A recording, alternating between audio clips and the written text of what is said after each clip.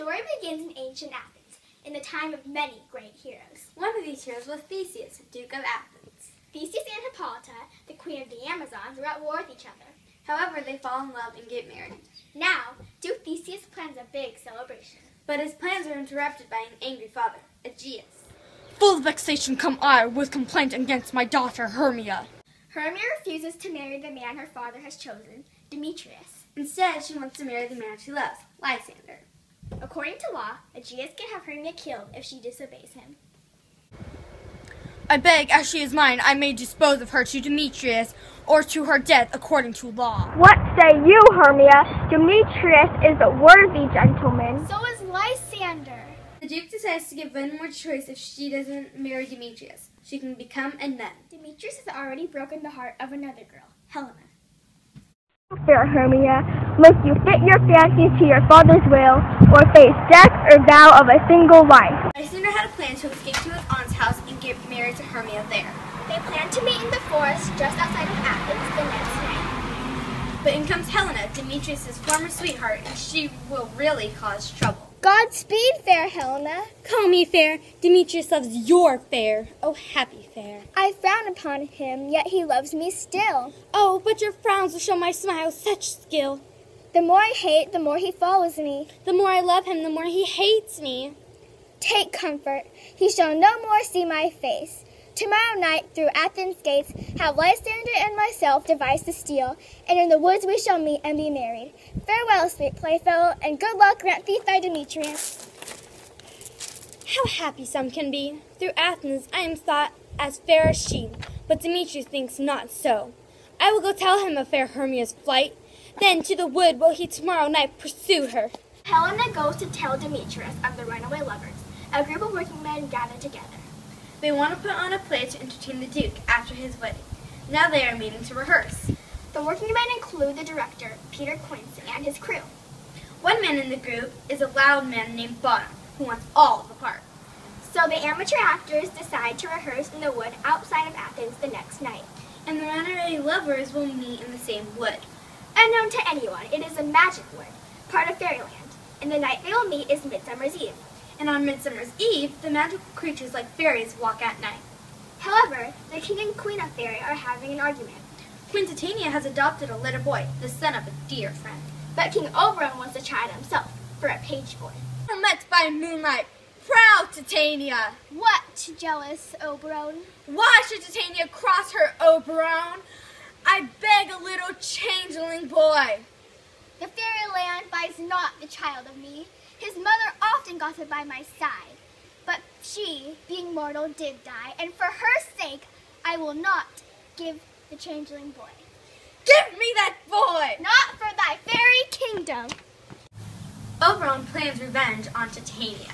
He explains to Puck that Cupid tried to shoot his love arrow at a maiden queen. He missed his target and hit a little flower that turned purple. Fetch me this flower called love in idleness. The flower makes people fall in love.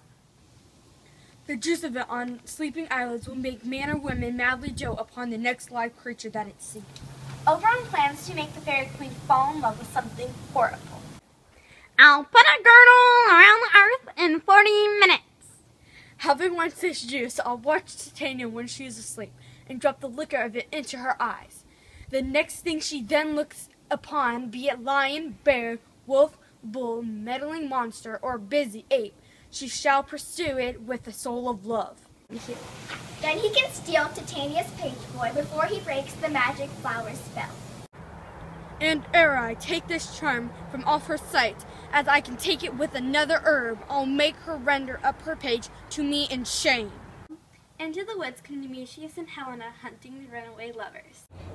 Where is fair Hermia and Lysander? Go away! I will not, nor I cannot love you. And even for that, I love you the more. I am sick when I look on thee. I'm sick when I look not on thee. King Oberon sees poor Helena and wants to help her. He plans to make Demetrius fall in love with her. I know a flower garden where Titania sleeps, and with the juice of this, I will streak her eyes. Now, Puck, take some of this flower. A sweet Athenian lady is in love with a disdainful youth. Anoint his eyes, and only when the next thing he sees is the lady. Fear not, my lord, your servant shall do so. Meanwhile, not far away, Titania is getting ready to go to sleep.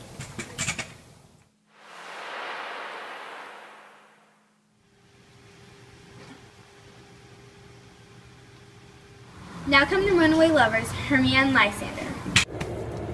Fair love, you must be tired. To speak truth, I lost the way. Let's rest. The couple lays down to rest. But Puck comes in and thinks Lysander is Demetrius. He puts the magic flower juice on the wrong man's eye. Where's Demetrius? Who is this? Lysander? Dead or asleep? If you live, good sir, awake! Transparent? Helena, not Hermia, but Helena I love. Wherefore this keen mockery? What did I do to deserve this scorn? Sleep here, never come me near. Lysander? Lysander gone? Either death or I will find you immediately. Here come the amateur actors to rehearse the play. As Bottom, one of the actors, goes off stage, Puck puts a magical spell on him to turn him into a donkey. Titania awakens and the first thing she sees is Bottom. Therefore she instantly falls in love with him as the donkey. What angel wakes me? I love thee. Oh, this falls out better than I could devise. Now tell me, you latched the Athenians' eyes with the love juice. Now the lovers' mix-up begins to appear. If thou hast slain Lysander in his sleep, kill me too. I am not guilty of Lysander's death. Never see me more. This is the same Athenian. This is the woman, but not the man. Thou hast mistaken quite and laid the juice on true love's sight. Oberon plans to fix his mess and have Demetrius fall in love with Helena the way his plans were supposed to be.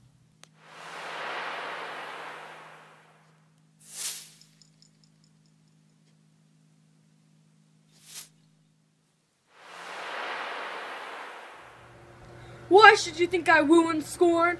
I vow to love you. Those vows are Hermia's. Their voices awaken Demetrius, who sees Helena. Of course, he immediately falls in love with her. Helena, goddess, nymph, perfect, divine. Helena thinks the two men are making fun of her by pretending to love her. Both are rivals that love Hermia. Now both rivals that mock me. You are unkind, Demetrius, for you love Hermia, and Hermia's love, I yield you at my part. Lysander, keep thy Hermia. If I loved her, my love is all gone. My heart for Helena is there to remain. Why unkindly didst thou leave me? The hate I bear thee made me leave thee so. It cannot be. Helena thinks her best friend, Hermia, is making fun of her too. You join with men in scorning your poor friend? I am amazed. I scorn you not. It seems that you scorn me. Have you seen your Lysander and Demetrius praise me? You thief of love.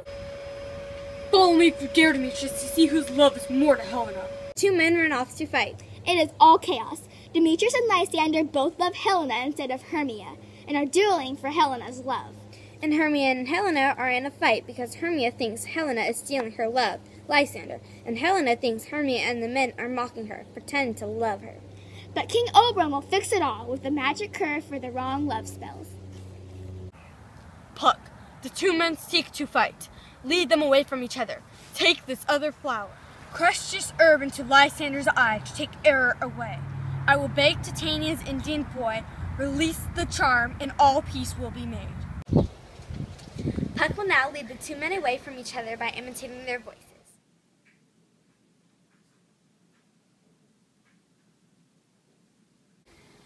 Where art thou proud, Demetrius? Here, villain! Lysander, art thou fled? Speak! Thou coward, come! A weary day, and be back to Athens by tomorrow. Never so weary, never so in woe. I can no further crawl, no further go. Here comes Oberon to break the magic love spell. Now I began to pity. Awake, my sweet Titania.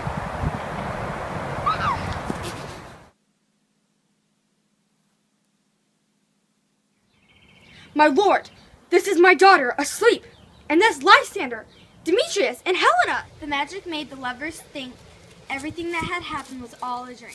My lord, I cannot truly say how I came here, but as I can think, I came with Hermia. I beg the law upon his head, they would have stolen away. My lord, Helena told me of their stealth, and I followed them, Helena following me. But my love for Hermia melted as the snow, and all my virtue is only to Helena. The Duke overrules Aegeus and announces that the lovers can get married in a triple wedding with him and Hippolyta. Aegeus, I will overbear your will. Now everyone is back in Athens. The couples have all been married. Now it is time for entertainment. The Duke chooses Quintus' play, the one with Bottom, called the most lamentable comedy and most cruel death of Pyramus and Thisbe. The actors perform horribly, but everyone thinks it's funny and laughs along. After the wedding is over, everyone lives happily ever after. Hermia and Lysander are married. Helena and Demetrius are married. And King Oberon got Titania's changeling boy for himself.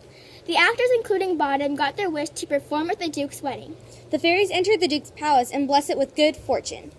Please forgive me for my mistakes. Let's pretend this whole plan was one big dream. Lysander had a plan to escape to his aunt's house and get married to Hermia there. I am Robin Goodfellow, also known as Puck. The couple lays down to rest. When Puck comes in, he thinks Lysander is Demetrius. Dun dun dun. No. Stop laughing! Okay. The two men are not to say. Sleep here, never come near. Sleep here, never come near.